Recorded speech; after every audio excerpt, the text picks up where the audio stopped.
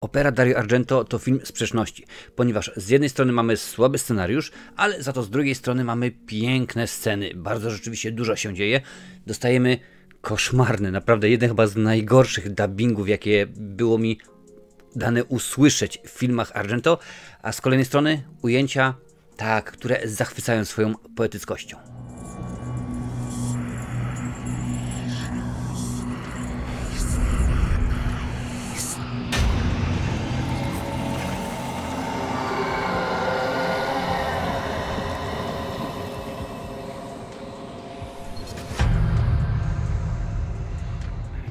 Fabuła tylko w wielkim skrócie.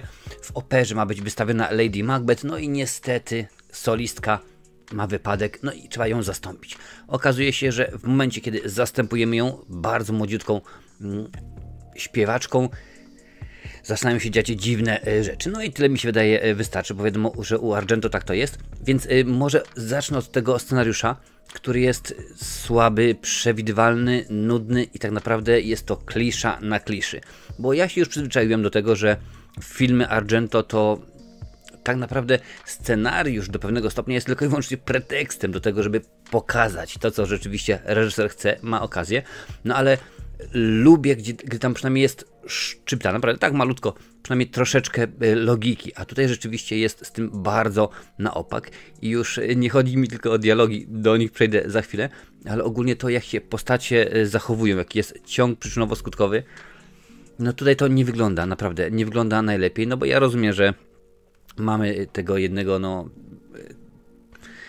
antagonistę, który rzeczywiście robi bardzo dziwne rzeczy w tym filmie, no ale jeżeli udało ci się naprawdę przewidzieć, kto tym antagonistą jest, to naprawdę dostajesz talon na balon, bo rzeczywiście scenariusz jest tak zakręcony, tak dziwnie poprowadzony, że no niespecjalnie. Ja nawet w pewnym momencie zastanawiałem się, czy to nie jest tak, że nasza główna bohaterka, która też jest nieźle odjechana, nie ma czasem rozdwojenia osobowości, wiesz, i że rzeczywiście to, co się tam dzieje, to jest ona, tylko że po prostu gdzieś tam sobie w głowie to wszystko układa. Taki był jeden z moich oczywiście pomysłów. Czy on się sprawdził, czy nie? No musisz sama przekonać się, oglądając ten film, który no nie jest najwybitniejszym dziełem Argento, ale rzeczywiście można. Scenariusz bardzo mocno kuleje. Postacie są tak nakreślone, że nawet w jednej z ról no pojawia się pewna aktorka, która na początku powiedziała, nie, beznadzieja, nie ma co. Ja rzeczywiście nie chcę tej roli zagrać, ponieważ jest ona słaba, jest ona tandetna, jest ona źle napisana, ona w ogóle nic nie wnosi i jest tak sztuczna, że przy niej naprawdę oglądanie brazylijskiej telenoweli to jest coś pięknego, to są Oscary, no ale tak naprawdę spodobały się jej aspekty techniczne, to co tam się będzie rzeczywiście działo i tylko i wyłącznie dlatego się zgodziła wystąpić w tymże filmie. Nie będę mówił o kogo, bo tutaj oczywiście pewnie bym zdradził zbyt wiele. Ale jeżeli chcesz obejrzeć ten film jako pierwszy, nigdy nie było ci dane zobaczyć Argento i mówisz, o, zacznę od tego, no to nie tędy droga rzeczywiście, bo Argento pokazuje, ja wiem, powiedzmy, jak straszyć, jak przerażać, ale rzeczywiście ze scenariuszami mam kłopot jak Stephen King z zakończeniami swoich książek. Mówiłem wcześniej o tym, że no dubbing, tak, jak najbardziej Dario Argento bardzo często, jeżeli nie właściwie zawsze od pewnego momentu swojej twórczości, dubbinguje filmy. Jeden w ogóle z aktorów był zdziwiony, że jego głos oczywiście dubbingowano, ale potem powiedział w wywiadzie, ale powinno mi coś zaświtać, kiedy na planie nie widziałem nigdzie ani żadnego mikrofonu, ani żadnego boomu, który z mikrofonu na końcu, który by rzeczywiście wyłapywał to, co mówiliśmy. No ale akurat jakoś tak to rzeczywiście wyszło i ten dubbing jest naprawdę koszmarny. Ja już... Dialogi oczywiście łączą się z dubbingiem i ze scenariuszem, więc może akurat będzie teraz a propos, żeby o nich trochę wspomnieć. No jest źle zrobiony, to po pierwsze. I jest coś takiego, i to dobrze wiemy, że głos musi pasować do postaci. No na przykład wyobraź sobie Obelixa, na przykład, który mówi głosem Bogusława Lindy. Nie bardzo pasuje, prawda? Albo na przykład mówi głosem Borysa Szyca, Maćka Sztura, czy powiedzmy jakiegoś aktora. No nie, no to musi być posażny, duży człowiek, który po prostu ten głos zabrzmi, wybrzmi i tak dalej, i tak dalej. I coś rzeczywiście jest w tym stereotypie, że no musimy Musimy tak mieć. Jeżeli wyjdzie nasz główny bohater, no będę cały czas mówił o Obelixie, i będzie miał taki piskliwy głosik, który w ogóle do niego... No to będzie bez sensu, będzie totalnie. I niestety tak tu jest u Argento, że chyba tylko muszę przyznać głos tego policjanta, tego oficera, który prowadzi tę sprawę, rzeczywiście mi się podobał. Mogę powiedzieć, jak najbardziej, to jest proszę bardzo dobrze dobrane. A reszta po prostu jest tak nietrafiona, że to jest aż totalnie porażka, ale mówiłem również o dialogach. No więc wyobraź sobie, jest taka jedna scena, kiedy nasza główna bohaterka jest w domu, ma wychodzić, ale słyszy jakieś głosy na klatce schodowej. Patrzy przez wizję, przez Judasza, a tam się para całuje. I od razu: kim jesteś? Kto ty jesteś? No, jestem twoją sąsiadką. A ten kto? A kto ten facet? Czy ten twój facet, on przyszedł do mnie? Tak się zastanawiałem, co to jest? O co tu chodzi? Ja wiem, że mamy stworzyć, powiedzmy, pewnego rodzaju paranoję, tak? Że ta rzeczywiście nasza Betty boi się wszystkiego, cokolwiek nie wiadomo, tutaj gdzieś się włączy ogrzewanie. Ja cię kręcę, o co chodzi? Ale to jest tak źle przemyślane, właśnie, no nie jest przemyślane, tak to jest źle napisane, że tego jest bardzo, bardzo dużo. Takich scen niestety w tym filmie jest całe mnóstwo, wiesz. Ma miejsce jedna z akcji, po czym rzeczywiście jeden z dżentelmenów, jak to mawiał Siara, odkłada łyżkę. Nie żyje, dla tych, którzy oglądają to po angielsku na przykład. I nagle się okazuje, że pierwsza reakcja, jak coś takiego jest, uciekasz z miejsca zdarzenia, łapiesz telefon, no nieważne, dzwonisz na policję i tak dalej. A nasza bohaterka wychodzi sobie... O której się włączają te lampy tutaj uliczne, bo nie wiem. O, popatrz się, maluch jedzie. O, drugi maluch, elegancko. O, budka telefoniczna. Halo, policja? Dzień dobry. Dzień dobry. Tak. No, rzeczywiście, tak. Na Woronicza 17 popełniono morderstwo. No. A kto dzwoni? I mniej więcej tak ta scena wygląda. Ja wiem, że ja aktorsko mi jest dużo bliżej do Mięsnego Jeża niż do czegokolwiek innego, ale po prostu beznadziejnie jest to. To jest oczywiście moje nawiązanie do scenariusza. I w porównaniu z tymi dialogami i z tym koszmarnym dubbingiem, to po prostu jest nie i jeszcze rzeczywiście raz nie. To nie jest dobra. Oczywiście, tak to rzeczywiście wyglądało. Scenariusz, jak bardzo często u Argento, jest wzorowany w pewien sposób na życiu, bo reżyser, że tak powiem, tego widowiska, tej opery teoretycznie, to jest oczywiście w filmie, jest to reżyser horrorów, który postanawia zrobić operę. No oczywiście Argento wzorował to na sobie i tam jest powiedziane coś takiego, że Lady Macbeth, że ta opera przyjęło się, że to jest klątwa, że coś się będzie działo. No i sam Argento powiedział, musi coś w tym rzeczywiście być, bo jeden z aktorów na planie tego filmu zmarł, uległ wypadkowi i zmarł, więc rzeczywiście to była klątwa Lady Macbeth. Czy jest to tylko i wyłącznie chłyt Mackertindody, czy nie, no to już rzeczywiście tobie albo mi oceniać. To jest rok 1987, więc możliwe, że akurat wtedy takie sztuczki jeszcze nie były stosowane. Teraz by pewnie powiedziano, tak, jak najbardziej, widzisz, a tu się stało to, a tu się stało to, a tutaj rzeczywiście była taka sprawa. I po tych beznadziejnych rzeczach, gdzie, no jak już mówiłem, do scenariusza byłem przyzwyczajony, a dubbing wyszedł w praniu, dostajemy wizualia. O co mi chodzi? Kiedy Argento, on zawsze sam oczywiście wymyśla te wszelkiego rodzaju pułapki, wszelkiego rodzaju możliwości i sposoby, żeby dokuczyć bohaterom. Kiedy oczywiście wymyślił tę opcję, gdzie jest plaster i tam są szpilki przyklejone, stwierdził, bardzo bym nie chciał, aby widzowie w trakcie oglądania mojego filmu i to oczywiście co tam się będzie działo, odwracali oczy, żeby zamykali oczy. Mówi, a gdyby tak, no właśnie, i rzeczywiście ta scena jest bardzo, naprawdę bardzo przerażająca w pewien sposób. Ona nie jest może aż tak bardzo wizualna, ale rzeczywiście jest przerażająca i te sceny, właśnie takiego rodzaju rzeczy, jak dla mnie ratują ten film, bo mam tutaj odnotowane właśnie ta scena. Scena, powiem tylko tak, z gardłem.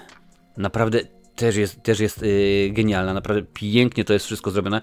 Jeżeli można mówić oczywiście o takiej sytuacji, o tym, że to jest pięknie zrobione, ale dokładnie wiesz, o co mi chodzi, że rzeczywiście jest to zrobione interesująco, intrygująco. Rok 87 to nie są żadne komputerowo generowane efekty, to nie jest CGI, to po prostu było robione praktycznie. Tak samo jest jedna scena ze strzałem, naprawdę świetnie. Widać, że technicznie to wygląda tak, jakby Argento miał pomysł na to, powiedzmy, fabuła będzie od A do Z, nieważne, mniejsza o większość, jak u braci Marx, po prostu jest tam fabuła, a pośrodku mam tylko wrzucić gagi, one są ważne, ale najważniejsze dla mnie będą sceny, wizualne aspekty tego filmu. Rzeczywiście, że tutaj damy scenę tą, a to, co się będzie działo po drodze, kogo to obchodzi, w ogóle niespecjalnie nas to rusza.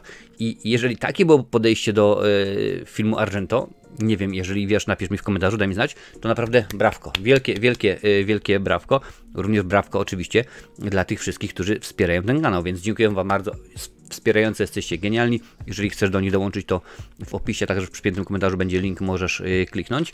I te sceny naprawdę mi się bardzo podobają i chociażby dla nich warto obejrzeć ten film. I kolejna rzecz, która jest jak dla mnie świetna, i to chyba się sprawdza niemalże w każdym filmie Dario Argento, a już kilka ich widziałem, muzyka. Mamy połączenie muzyki metalowej, nie wiem, czy to jest Iron Maiden, bo nie słychać Dickinsona, aczkolwiek nie mam pojęcia, czy w 1987 roku Bruce Dickinson nie zrobił sobie czasem przerwy. W każdym razie jest muzyka metalowa. Pojawia się Rick Astley, I Will Never Gonna Give You Up. Tam jak będziesz słuchać, źle to jest zmontowane, koszmarnie, ale gdzieś tam jest rozmowa pary i tam w tle leci sobie radio, co nie? I tam jest ten Rick Astley, jakaś tam lista przebojów, śmiga czy coś takiego. I muzyka, która można by powiedzieć... już nie piosenki, ale sama ścieżka dźwiękowa, która można by pomyśleć, że totalnie nie pasuje, naprawdę totalnie nie pasuje do tego, co się dzieje w tym filmie, bo muzyka swoje, jak w teledyskach, wiesz, muzyka swoje, obraz swoje, to się nie łączy, ale u Argento to się łączy. U Argento to się łączy, to ma wszystko ręce i nogi, to pasuje do siebie, jest to rzeczywiście cudownie zrobione i to jest moc tego filmu, że rzeczywiście wizualnie jest pięknie, muzyka daje rady i ja jak najbardziej tę opcję kupuję, no bo to rzeczywiście taki był pomysł.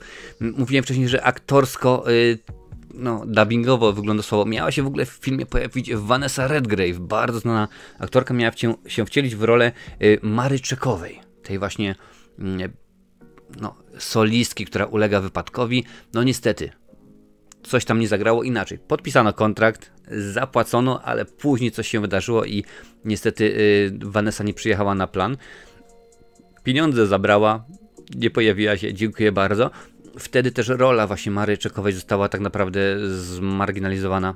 Ona tam gdzieś powiedzmy jest. Na początku mamy taki fajny POV, to się nazywa Point of View, czyli tak naprawdę kamera jest czekową i ludzie się na nią patrzą, czyli patrzą się, krótko mówiąc, prosto w kamerę. Rzeczywiście bardzo ciekawy jest to zabieg i dosyć często stosowany u Argento. Tak samo jak wszelkiego rodzaju punkt widzenia antagonisty, że widzimy tam, gdzie on chodzi, tam kamera gdzieś tam się chowa i tak dalej, i tak dalej.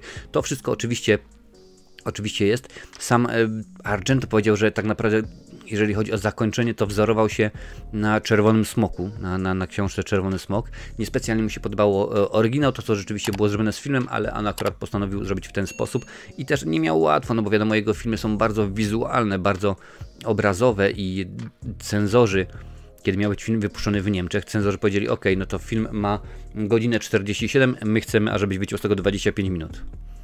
No to Orion bodajże, który był dystrybutorem tego filmu, powiedzieli, nie, dziękuję bardzo, czas, no to my wrzucimy od razu na VHS-y. Tak, takie to były czasy, że wrzucili na VHS-y. Były również dwa zakończenia. Orion chciał, ażeby, można powiedzieć, film ma podwójne zakończenie, tak, żeby było pojedyncze i dziękuję bardzo, tej drugiej warstwy już nie ma. Wtedy film byłby krótszy o tam powiedzmy 10 minut może, ale Argento powiedział nie, wrzucamy obydwa, taki jest oryginalny koncept i tak rzeczywiście zostaje, ale obydwa te zakończenia są dostępne gdzieś tam w różnych wersjach. Nawet wiem, że opera Dario Argento jest w całości, film jest dostępny na YouTubie, także możesz sobie pewnie obejrzeć. Ale czy film tak naprawdę jest wart obejrzenia? czy jest to tylko opera mydlana. Jeżeli chcesz obejrzeć film po to, ażeby był rzeczywiście ciekawy scenariusz, żeby były intrygujące rzeczy, zagadki, ja muszę się dowiedzieć, kto jest tym złolem, kto to jest, no to nie tym razem rzeczywiście to sobie odpuść, ale jeżeli interesują Cię wizualia, muzyka i jako całość to się ma spinać, to jak najbardziej, bo na pewno nie jest to najwybitniejsze dzieło Argento, na pewno nie jest to bardzo dobre. Ten film to jest przeciętniak. To jest przeciętniak, który tam powiedzmy gdzieś został wrzucony. Budżet $8 milionów, więc jak na lata 80. to dosyć spore pieniądze. Oczywiście ja się zastanawiam i domyślam się, że w większości ten budżet został przeznaczony na technikalia, bo jeżeli nawet popatrzymy na kto występuje, no to cztery główne postacie, 4 pierwsze, które są w obsadzie.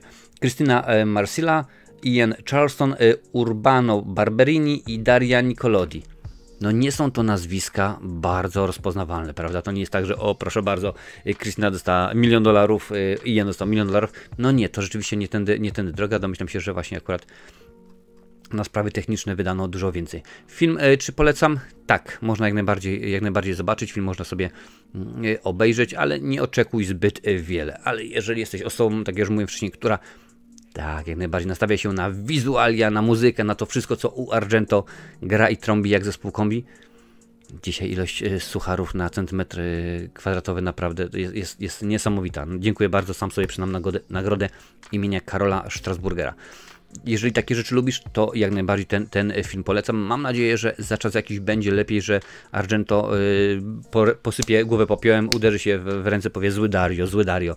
Nie tylko wizualia, nie tylko technikalia, ale również i fabuła musi dojechać i może rzeczywiście w końcu ogarnę sobie dubbing, będzie rzeczywiście lepiej. No pewnie ten film, chciałem powiedzieć, jest dostępny również we włoskim języku, no ale włoski to też będzie dubbing, bo film oryginalnie był nagrywany po angielsku, a jak już mówiłem wcześniej, nie było mikrofonu na planie, więc musiałby też być robiony włoski dubbing i tak naprawdę nie wiem, co jest gorsze, czy słyszeć aktorów mówiących z włoskim akcentem, czy po włosku? Nie, no to raczej z włoskim akcentem, bo tak już kilka filmów Argento po włosku widziałem i to też nie brzmiało dobrze. To wiesz, na zasadzie bardzo, że tak jak w filmie o X-Menach Amerykanie mówili po polsku i oni mieli taki bardzo piękny akcent, to tak samo akurat było u Dario Argento, że oni po włosku mówili z amerykańskim akcentem i tego się naprawdę jeszcze gorzej słuchało niż angielskiego dubbingu. Ale no, nieważne, jak naprawdę, nieważne jak to jest, jeżeli chcesz to obejrzyj, a tutaj na tej liście obejrzysz i znajdziesz dużo więcej ciekawych, kultowych horrorów Argento i nie tylko.